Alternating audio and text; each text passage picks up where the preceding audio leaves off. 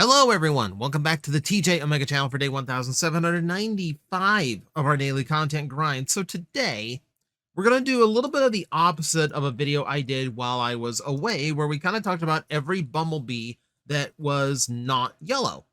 Just because, obviously, when the character is that popular, you're going to get a lot of situations where they're just going to make a character named Bumblebee and doesn't necessarily have to be yellow, you know?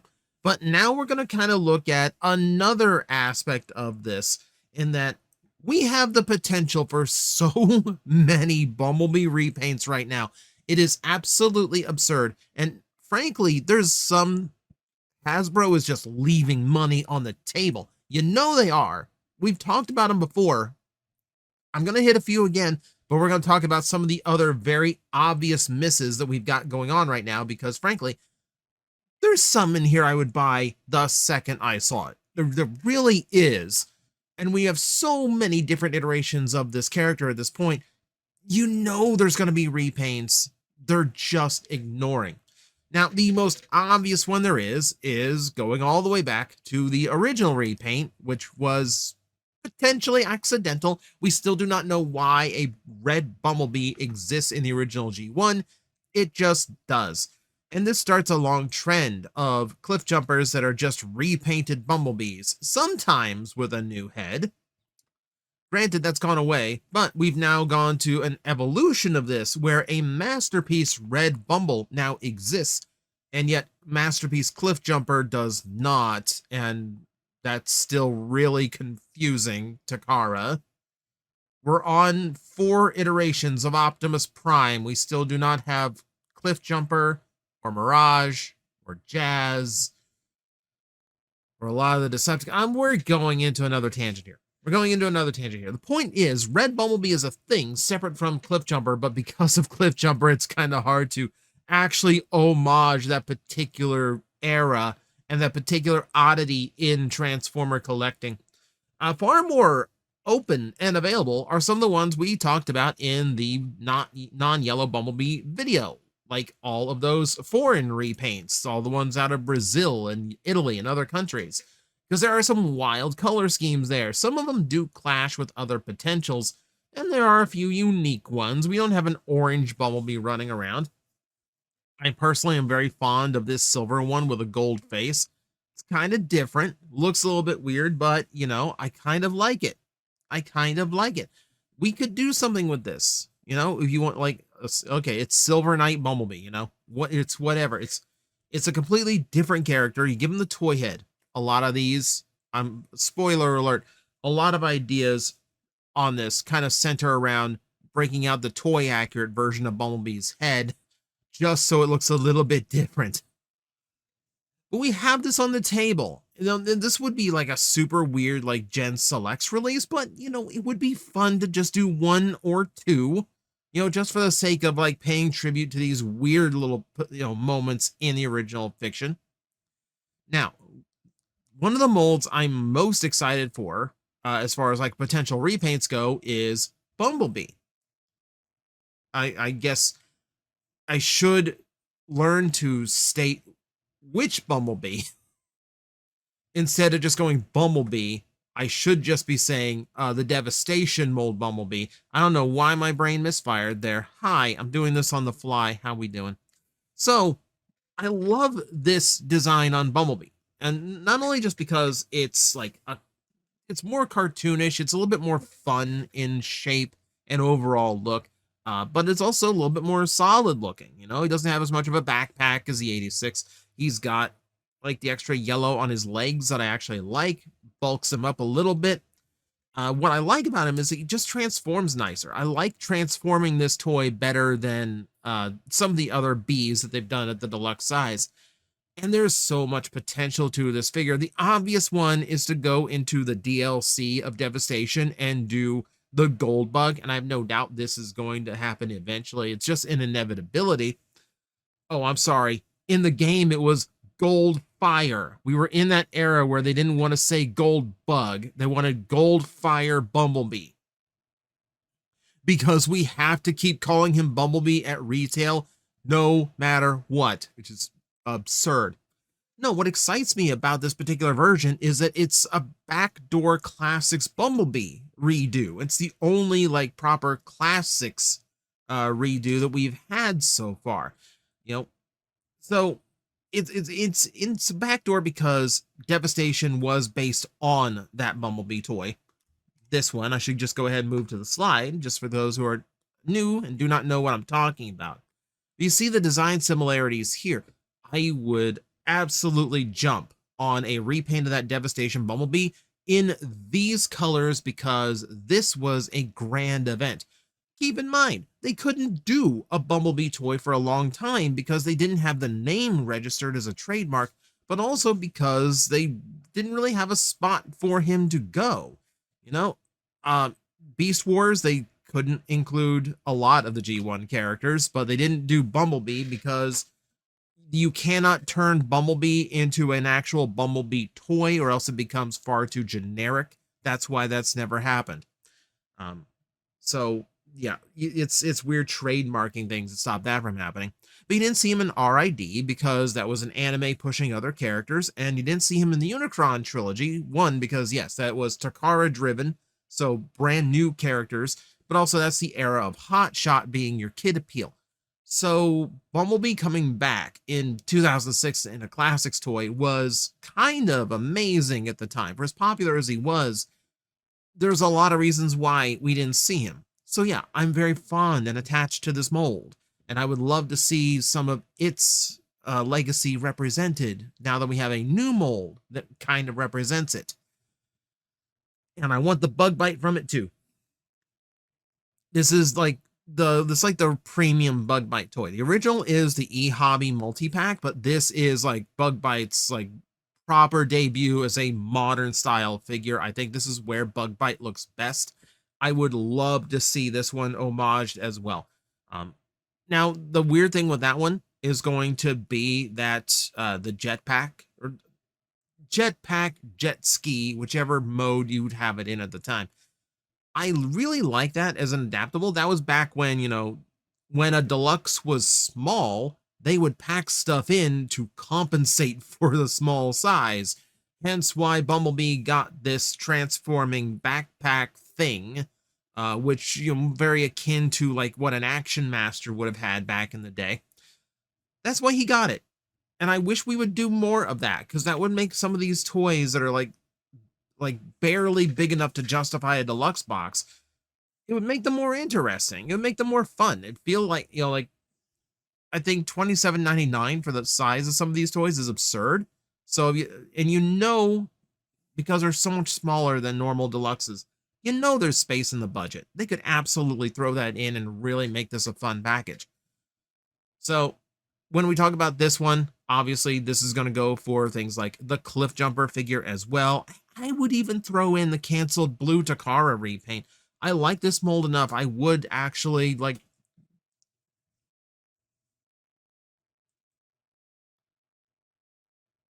I like this mold enough. It would actually be good for that. Oh, and while we're talking about bug bite, yeah, we have options on bug bite we've never exercised. Do you realize we never got Cyberverse bug bite? Now the mold exists, and guess what? We still use the mold. The one that is in the Authentics packaging, the Prime Changer Bumblebee that's at Target right now, probably filling an entire peg at this point. Yeah, that's the 2015 mold. It's still good. It's still viable, and apparently still affordable to sell at retail. And it's not a bad figure either. This is a shoe-in. This is like just a layup. They're just easy repaint. Bug Bite is just a nice figure to have. Like the Bumblebees usually look really good in the white, and the purple accent hits really good with the all white paint job. Really like this one. Really like this one. We never got it. It's weird.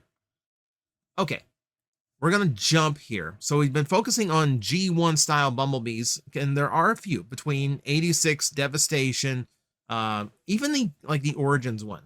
Like there's a lot of options right now. But we also have an animated Bumblebee we can abuse too. Now the Elite Guard Bumblebee is one we've talked about before. It's a beautiful paint job. It's absolutely gorgeous is what it is.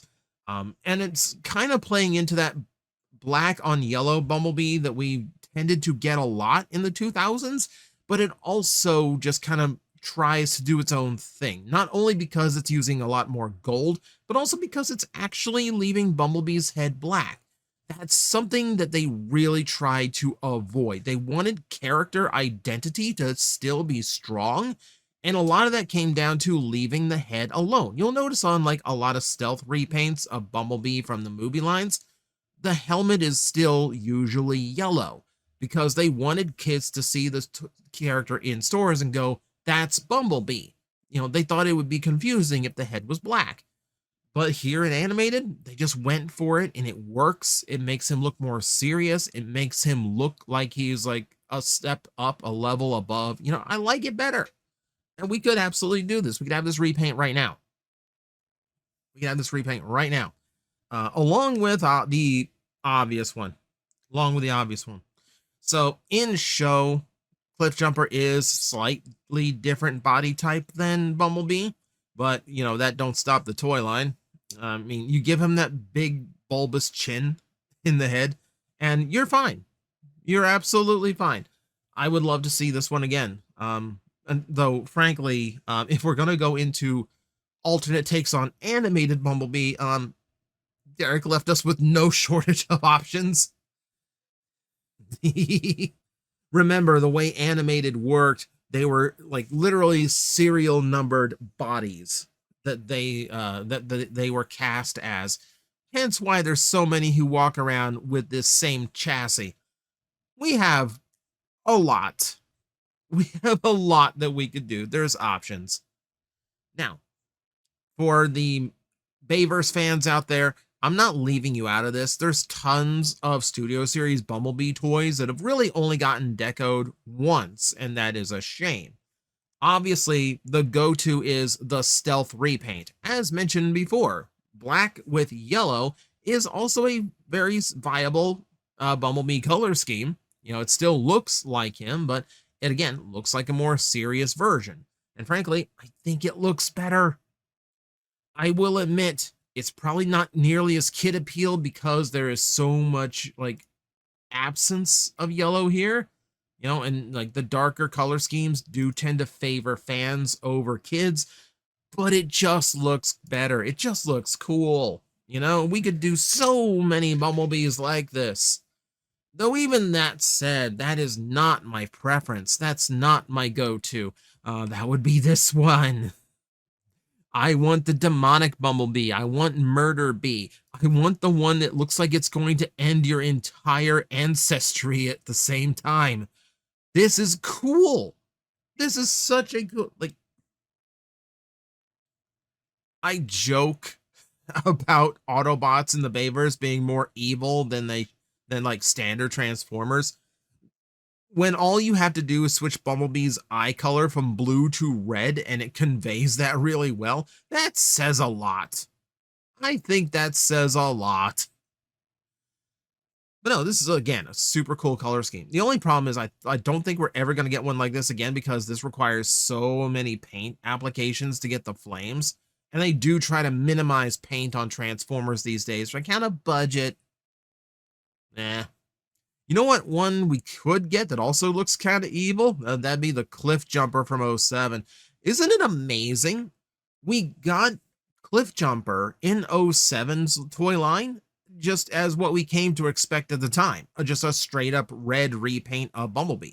Happened in Classics. I think it happened in Titanium. I can't remember if that one actually made it out or not. But I know we were just kind of used to this at this point. We just kind of expected it. And you know what? It's fine for Movieverse. It's fine. He looks like the Red Skull, but it looks fine, you know? And I don't mind that. I don't mind this color scheme at all. And again, we have so many. We have so many options for this now. I think this one, and I especially think this one, would be a prime candidate for repainting that new Studio Series Bumblebee. The one from the one that's like mimicking the Age of Extinction design.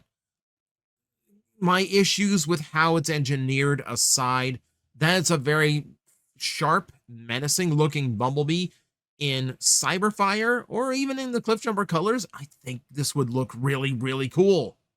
I think it would look really, really cool. I don't know if it's going to get over my like dislike of how it's engineered, but you know, it wouldn't hurt. There's a few others scattered amongst here. I would love to see something done with the origin Bumblebee, because frankly, like, we've only seen it as Bumblebee. Now, granted, we never got this one as a toy before, so there's no real like history and legacy of repainting on this. You can go into Beast Wars Uprising and find Goldbug done from a similar shape than this. He actually had like the flying saucer mode. So you could technically get away with Goldbug.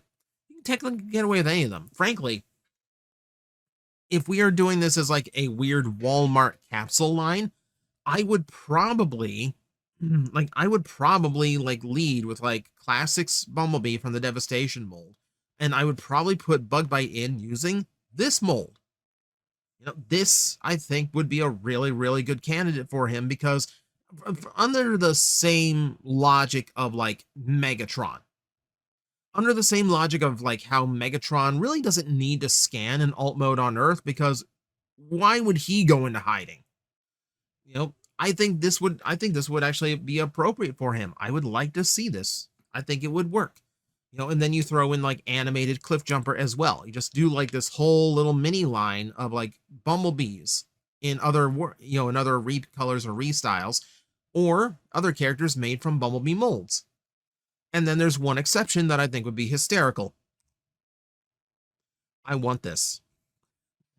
I want this to happen so bad. You take that brand new Cybertron Hotshot mold, you do him up like this. Keep in mind, this is like the first transforming Bumblebee toy we had since the original toy line, since G2 ended. And you know, and like they did this because like they were trying to secure the trademark before the movie, so they literally threw it on like the first repaint they could get out the door. And it just so happened, like, let's just repaint Hotshot, which is this weird full circle moment where, you know, originally Hotshot existed to kind of like mimic Bumblebee's role and kind of his look at the time, evolved into his own look and personality, and then just ended up being repainted into Bumblebee anyway.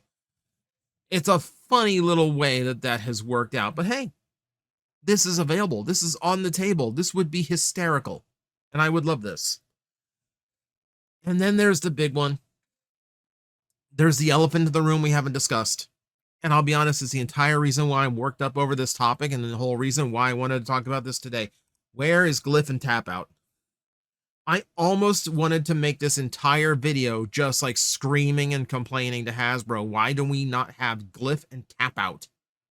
We have so many deluxe Bumblebees at this point. We have so many options for this, and we still do not have it. I thought we were going to get this when we had the Earthrise molds. Like we had Netflix Bumblebee, and that was retooled from Earthrise Cliff Jumper. And I thought, this is it, right? They're going to repaint these into Glyph and Tapout because it's perfect. They're distinct molds from each other again, and that's, you know, kind of a rare. It was back then, even at the time. It wasn't even that many years ago, and it's still even rare then. So it was kind of cool. It was kind of cool, and it was kind of had like the best chance to do it, and then they didn't. And I'm presuming it's because there was some weird deal with Volkswagen that mold could only be Bumblebee, and they could not actually use it for any other character. Hence why I think we never got a bug bite out of it. But we have options now. I think Glyph as 86 Bumblebee and Tapout as Devastation Bumblebee, retooled with a Cliff Jumper head, I think would be perfect. I think would be absolutely perfect. And again, you need the toy head for Glyph because that was her original BotCon toy. It had the faceplate and all that. I like IDW 2.0's like plateless one, but I don't know, if I had my preference, I think like homaging the original BotCon toy is the better option there. I'm just fed up. I like these two so much. It's one of the few things I really liked out of IDW 2.0 was this comic book you see right here. This was a really good read, and I would love to see that expanded on. I would love to see it given a little bit of tribute, and we've got the option right there. And it's really frustrating that Hasbro has not delivered on it. Okay, this has been me ranting and raving for 20 minutes about a character who already has way too many toys on the shelves, and me actually arguing in favor of repainting a bunch and saturating the market even more. But I think I'm justified. There are so many good characters and so many good revisions of Bumblebee we haven't even touched. And I would love to see that, not only because I think they look good, but because I think there's a lot of eras of Transformers here that really deserve to have that nod the same way we do all the time with G1. You know, Classics brought G1 back to collectors. Why wouldn't you do Classics Bumblebee when you have a mold right there that's perfect for it? So those are the thoughts for the day. I just kind of felt like ranting, so thank you for indulging me. And if you made it through this video, thank you very much for watching. Thank you for all the support. I always appreciate it. And as always, I will see you next time. Hello everyone, I am Astral Agent Magnetar, a Tokusatsu VTuber, and I am streaming 4 times a week over on Twitch, Monday, Tuesday, and Wednesday afternoons, and a special late night one on late Friday/early Saturday. So come watch, come hang out, and let's make an impact together.